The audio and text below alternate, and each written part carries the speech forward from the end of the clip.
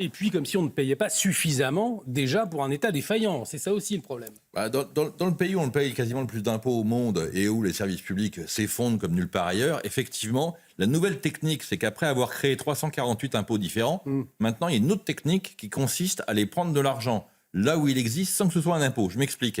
On va piquer 5 milliards aux collectivités. Les collectivités, c'est quoi? C'est les mairies, c'est les départements, les régions. Ils vont devoir donc augmenter les impôts, ils ont moins de ressources. C'est eux qui seront impopulaires, c'est pas Bercy. Donc on a fait ça. On a déjà fait ça en 2008. En 2008, qu'est-ce qu'on a fait? Il y a une loi qui s'appelle la loi Warsmann. On s'est dit, c'est dommage, il y a beaucoup de gens qui n'ont pas beaucoup de moyens, qui se font brûler leur voiture le 31 décembre. Donc du coup, on va mettre un financement en place pour indemniser ces gens-là.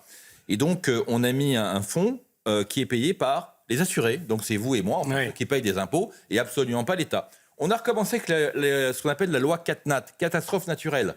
Il y en a évidemment de plus en plus, des règlements climatiques obligent. C'est payé par qui? C'est payé par une taxe sur toutes les assurances de France. Alors, l'assurance, vous allez me dire, ça coûte pas cher. Enfin, non, l'assurance, ça a augmenté de 40% en 14 ans. Depuis 2010, donc là, plus l'assurance 5%, habitation a augmenté de 39%. Donc pourquoi faire un financement comme ça? Simplement parce qu'on veut donner l'impression que l'État généreux, l'État-providence, le dépenser sans compter, on peut continuer à se le permettre. Et donc, on va indemniser des gens en taxant, en faisant payer les assurés, donc les Français qui sont solvables. Mais pour combien de temps?